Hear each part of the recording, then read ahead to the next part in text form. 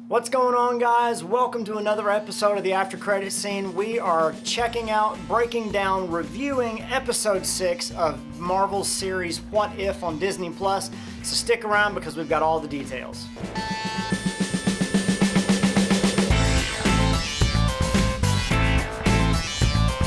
So just right off the bat, I'm going to go ahead and say this was probably one of my least favorite episodes. The very first episode with Captain Carter was at least interesting because we got a twist on a character that we had started out with from the get-go in Captain America. This one did have a lot of the same beats and rhythms of things we'd seen in the MCU, but the twists and the things that happened early on were not enough for me to carry the story forward, and I'll explain that as we go through the breakdown. As always, this is very spoiler heavy, and so if you haven't checked out the episode, you're going to want to do that. I first started off watching this episode thinking, again, as I normally have the last couple of episodes, what's the actual what if? You know, the what if here is what if Killmonger had actually saved Tony Stark? What would have changed? But as you watch the episode, you end up seeing that there was an ulterior motive there, where Killmonger is going about getting his revenge on Wakanda for the death of his father and all those kind of things. The difference is he decides to do that earlier on, and he takes a different approach going through Tony Stark. Now, the only redeeming quality for me for this episode that I could see, aside from the fact that we got a little more Chadwick Boseman, and then we got to see Michael B. Jordan reprise his role as Killmonger, was the fact that because Black Panther came out way after Iron Man, and they didn't really know that they were going to be able to build as big of a universe as they did when they started out with Iron Man, it was really interesting to see, or to use this episode as a what if Kevin Feige had been able to do everything he wanted to do from the get-go. And maybe this is an approach they would have taken, that you get this different version of Killmonger, you get him earlier on in the story, you see how he would have been introduced differently. A whole lot of scenarios could have played out there. Some things that I liked just with the episode, that some of the beats were similar. You know, if Tony did not become Iron Man because he was captured by the 10 rings, then that would mean one thing, that Killmonger was actually there. For what purpose? He was there was he scouting out Tony? Now we come to find out that he actually was, which is a question I asked in my notes to begin with, was if the moment in question is that Killmonger saves Tony Stark, in the MCU, that would mean that Killmonger was there the whole time. Now for the purposes of our story, Killmonger was there specifically to ingratiate himself, to endear himself to Tony Stark so that he could weasel his way in, get access to this tech, create these drones, do all these different things. And so he's playing at this game all along. We find out he's kind of connected with Claw as well.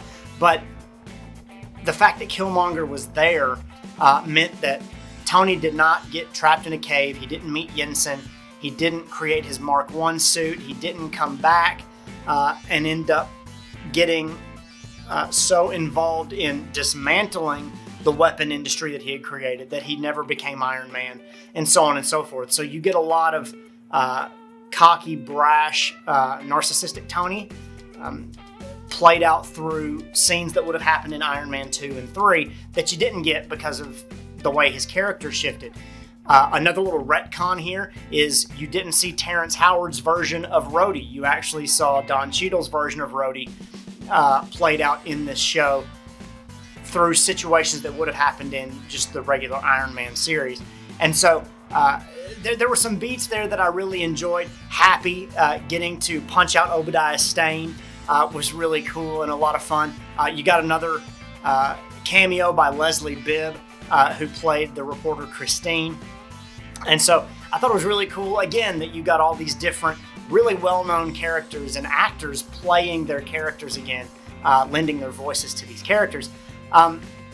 Throwing these two characters together was a little jarring for me as well.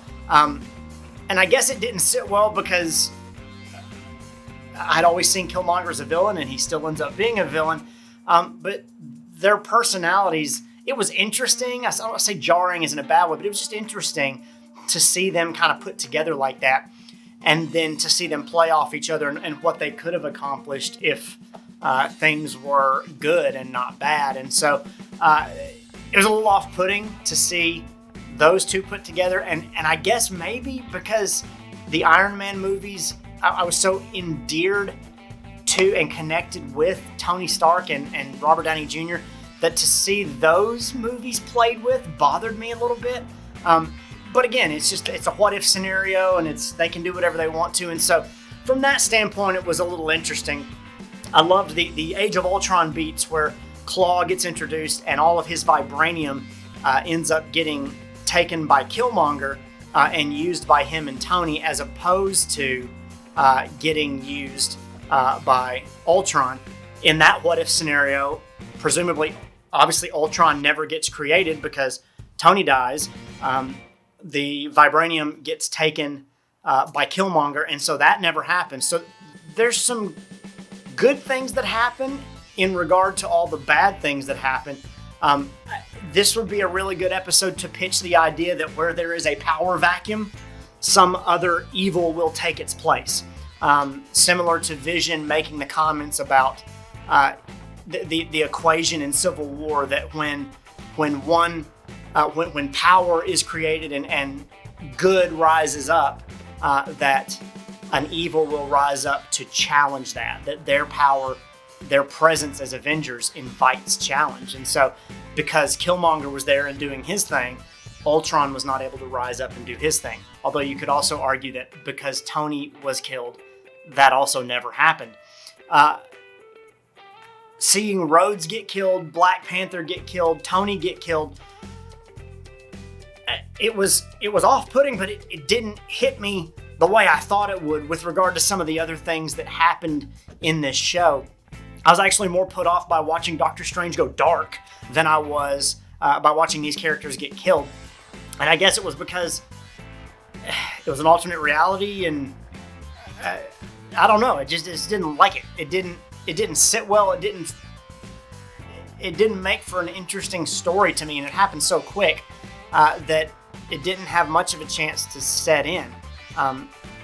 Most of these episodes, I'm kind of thinking through, oh, this happened and that happened, and because this happened, this didn't happen, and I didn't go that far into this one. It just didn't connect with me like the other ones did.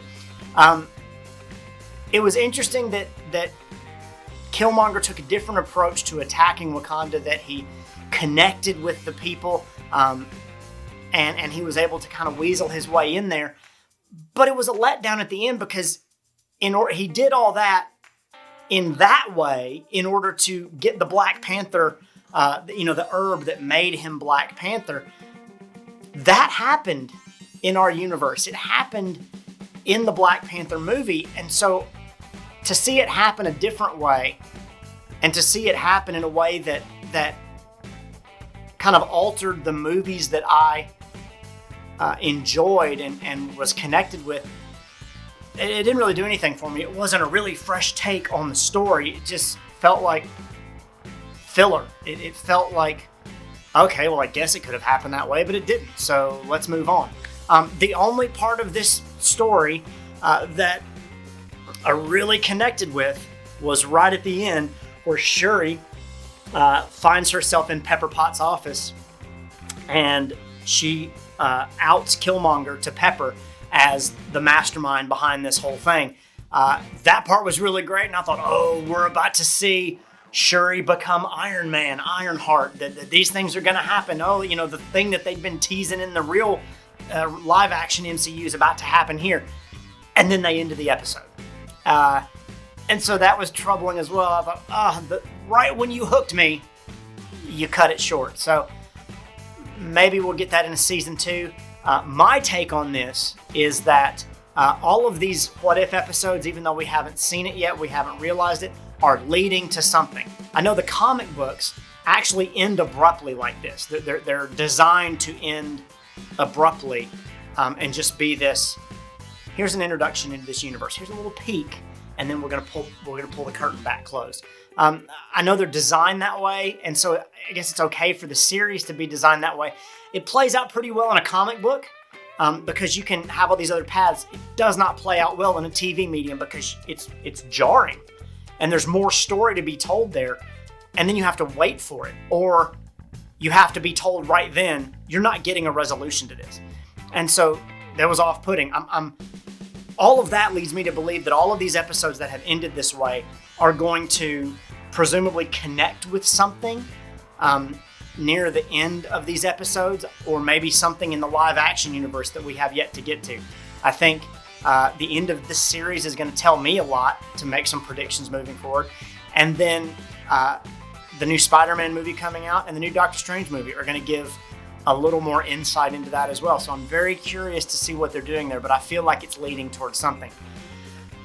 The only real Easter egg that I saw in this episode, I'm sure there's some other teases and some things that are callbacks to other movies. That's all there. But the drones, to me, looked a lot like Hammer Tech.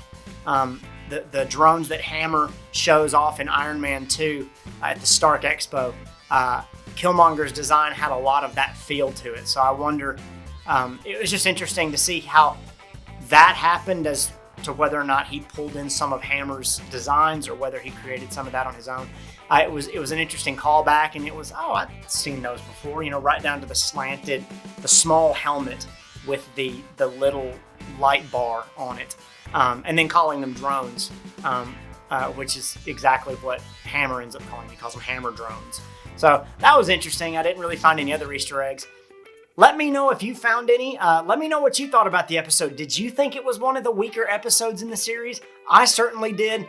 I love Killmonger as a character. I love Michael B. Jordan. Love anything where we get to see more Iron Man stuff, even though Robert Downey Jr. did not lend his voice to this. But I was not impressed with this episode. It was a little lackluster. So let us know what you think. As always, like this video, subscribe to our channel, and then share this video all across the multiverse so other people can get involved in the conversation. Until the next one drops, we'll see you later.